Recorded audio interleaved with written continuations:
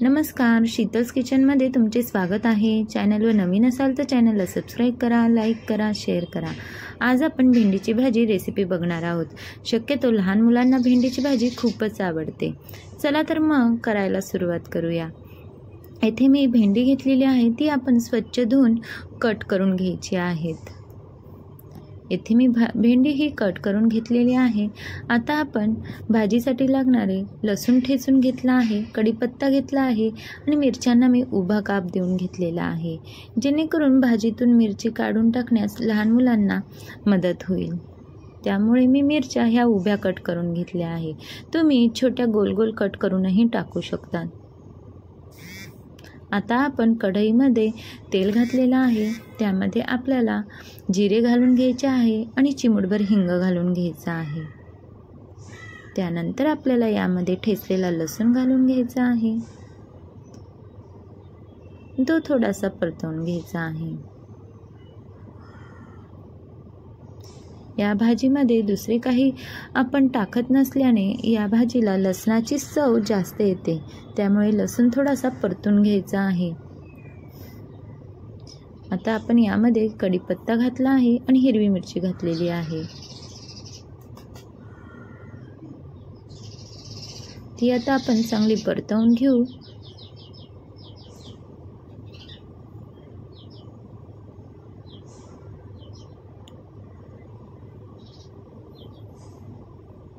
त्यानंतर आपल्याला यामध्ये भेंडी घालून घ्यायची आहेत।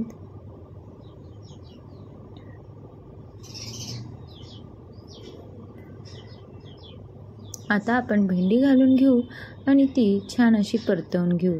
भेंडीची भाजी शिजवताना आपल्याला त्यावर झाकण ठेवायचं नाहीये।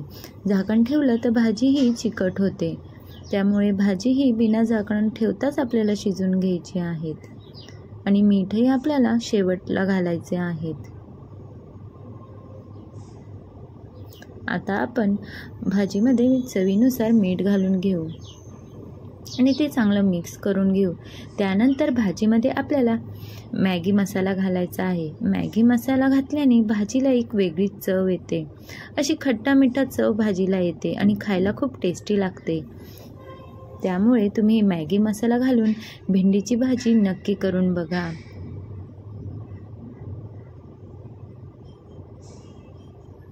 आता आपण यामध्ये मॅगी मसाला घालून घेत आहे। हे 5 रुपयाचं पॅकेट आहे, तुम्ही पूर्ण घातलं तरीही चालेल। भाजीच्या क्वांटिटीनुसार तुम्ही पॅकेट पूर्ण घाला किंवा 2 चमचे घातलं तरीही भाजीला खूप छान चव येते। आपल्याला भाजी पूर्ण शिजल्यानंतरच मॅगी मसाला घालायचा आहे आणि भाजी चांगली मिक्स करून घ्यायची आहे। अगदी अशी चमचमीत भाजी तयार होते, खट्टा मिठा टेस्ट येतो। पण जर तुमच्याकडे मॅगी मसाला नसेल तर तुम्ही थोडासा लिंबू पिळा, तरीही भाजी खूप छान लागते। एकदा नक्की करून बघा मॅगी मसाला घालून आणि कशी वाटली कमेंट्स करून नक्की सांगा। आपली भाजी ही तयार झालेली आहे। रेसिपी बघितल्याबद्दल धन्यवाद। परत भेटू एका नवीन रेसिपी सोबत।